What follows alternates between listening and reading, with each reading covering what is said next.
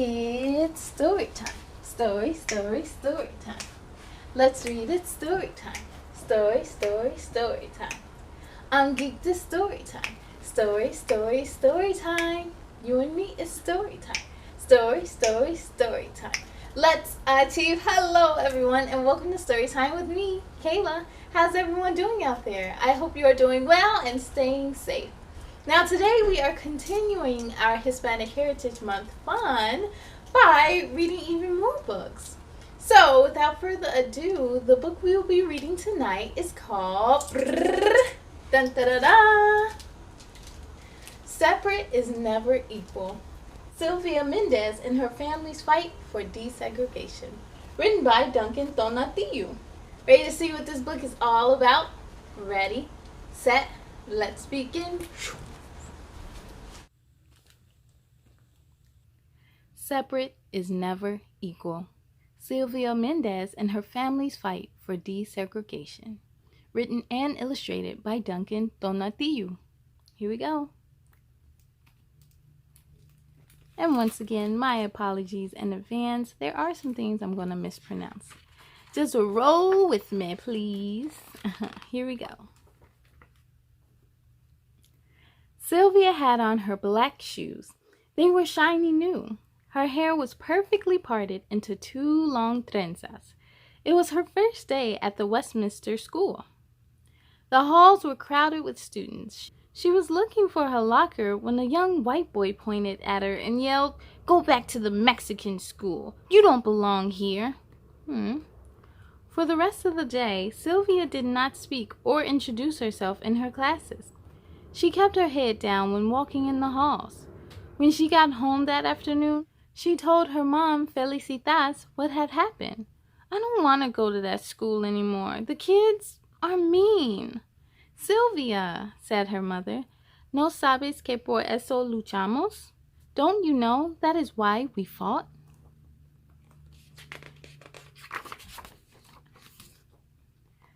Three years earlier, in the summer of 1944, Sylvia and her brothers, Jerome and Gonzalo Jr., and their parents had moved from the crowded city of Santa Ana, California, to a farm in the nearby Westminster.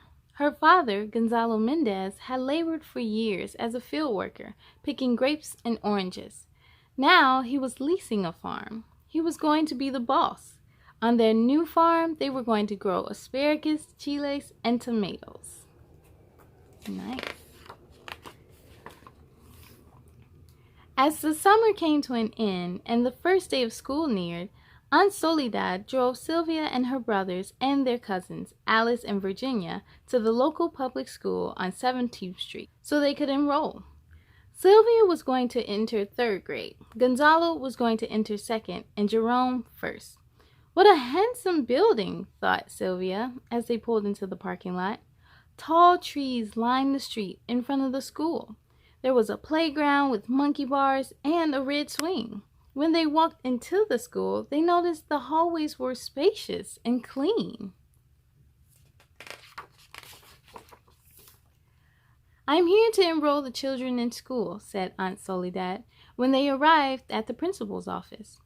The secretary gave Aunt Soledad 2 enrollment forms, one for Alice and one for Virginia, but she did not give her enrollment forms for Sylvia and her brothers. "They cannot attend this school," said the secretary. "They must go to Mexican school." "Why do I have to go to Mexican school?" Sylvia wondered. She was not Mexican. She was American. She spoke perfect English. Her father was from Mexico, but he had become a U.S. citizen. Her mother was from Puerto Rico, which was a U.S. territory. Aunt Soledad was upset. "But we live in this part of town." Sylvia looked at her cousins. They had light skin and long auburn hair, and their last name was Vidiari. Their father was Mexican, but of French descent. Then she looked at her brothers, and her own hands and bare arms.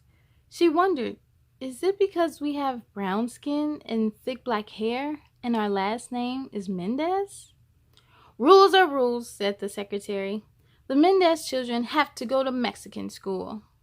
"I will not be enrolling any of them then," said Aunt Soledad, and she stormed out the office, taking Sylvia and the other children with her.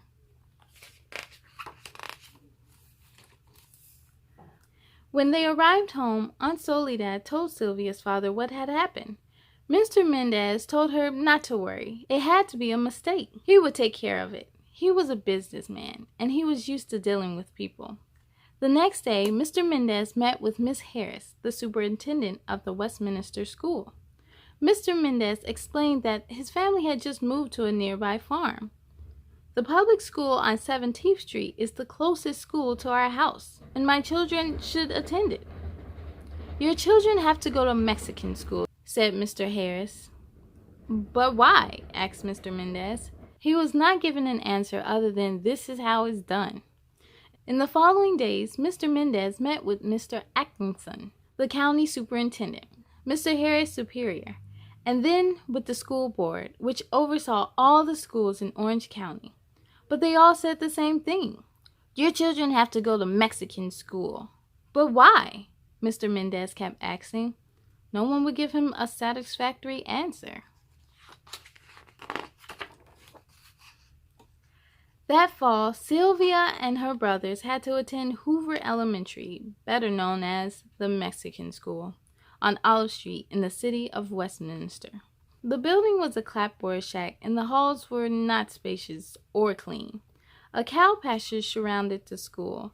The students had to eat their lunch outside, and the flies would land on their food. There was an electric wire that surrounded the pasture to keep the cows in. If you touched it, you would receive a shock. The school did not have a playground, not even a swing.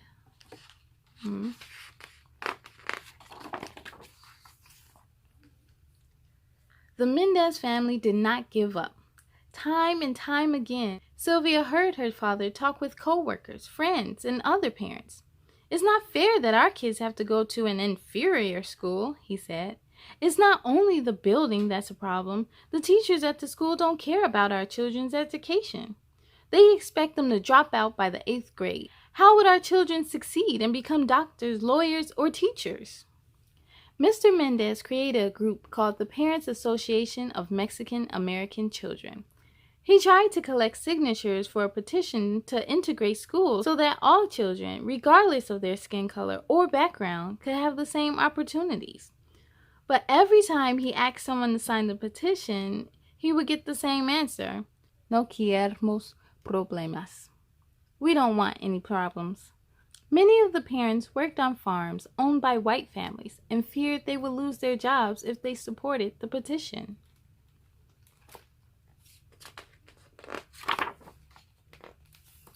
One day, a truck driver overheard Mr. Mendez trying to convince a worker to sign his petition. "You know," said the truck driver, "you could file a lawsuit."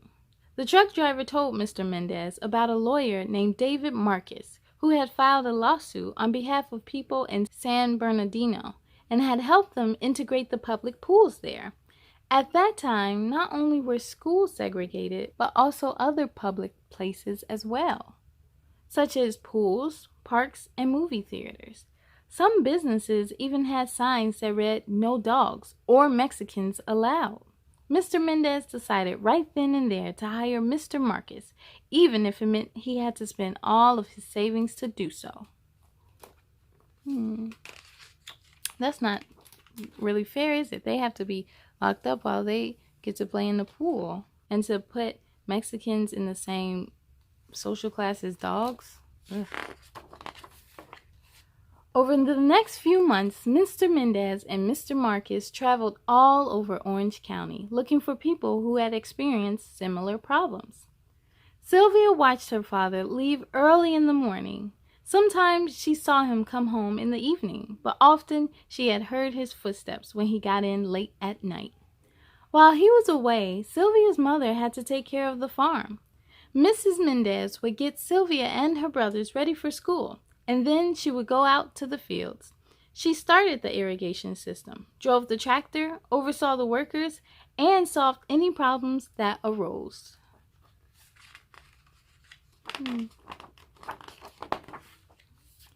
With the help of Mr. Marcus, Mr. Mendez found and talked with other families who were dealing with segregation. One of them was the Estrada family. Mr. Estrada had fought in World War II. He had risked his life next to Americans of all races and backgrounds. But when he returned to America from the war, he found out his children were not allowed to attend with white children. "Es una injusticia," said Mr. Mendez. "It's an injustice."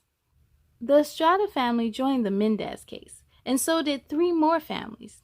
The families were from the different school districts in Orange County, Westminster, where Sylvia lived, Garden Grove, El Modena, and Santa Ana.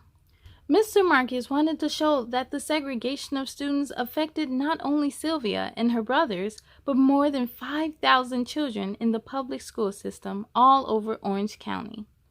On March 2nd, 1945, Mr. Marcus went to the courthouse and filed the lawsuit.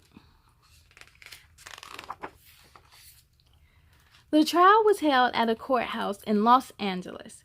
Sylvia and her family dressed in their best clothes and sat in the courtroom to listen. The hearing lasted 5 days. Each day, Mr. Marcus called to the stand parents from the different districts in Orange County and the superintendents from each district too. On the first day, Mr. Kent, the superintendent of the Garden Grove district, was questioned. He said he had sent children to the Mexican school to help them improve their English. "That is a lie," thought Sylvia. Her English was as good as the English of any of the children at the Westminster school. "Do you give the children any tests?" asked Mr. Marcus. Mr. Kent claimed he did. "We do so by talking to them." "That is another lie." Sylvia wanted to yell. No one had questioned her. They rejected her from the Westminster school without asking her a thing. "For what other reasons do you send children to the Mexican school?" asked Mr. Marcus. Sylvia and her family braced themselves to hear what Mr. Kent would say next. "For their social behavior. They need to learn cleanliness of mind, manner, and dress. They are not learning that at home. They have problems with lice, impetigo, and tuberculosis. They have generally dirty hands, face, neck, and ears." The Mendez family and others in the room stared at Mr. Kent in disbelief. What he was saying was not true. It was degrading. "How many of the 292 children at the Mexican school are inferior to whites in personal hygiene?" asked Mr. Marcus. "At least 75%. "And in their scholastic ability?" 75%. "In what other respects are they inferior?" "In their economic outlook, in their clothing, and in their ability to take part in the activities of the school." "Do you believe that white students are superior to the Mexicans in the respect that you have mentioned?" "Yes." "And is that one of the reasons they are being segregated?" "Yes." Time and again, Mr. Mendez had asked, "Why can't my children attend the Westminster school?" Now he had his answer. It's because they thought the superintendent, the school district, didn't think that they were worthy enough. But they are worthy. On the second day, Mr. Marcus called to the stand a 14-year-old student from the Mexican school in El Modena. Her name was Carol Torres. She spoke perfect English. It was clear that she had not been sent to the Mexican school because she had problems speaking the language, as the defense lawyers claimed. Mr. and Mrs. Mendez were questioned on the third and fourth day, and so was Mr. Harris, the superintendent of the Westminster school. Sylvia was not called to the stand, but was ready to testify if they had asked her to. She tried looking her best every morning, and she practiced what she would say. On the fifth and final day of the hearing, Mr. Marcus called to the stand 2 education specialists to explain why it was bad to segregate children into different schools. Segregation tends to give an aura of inferiority.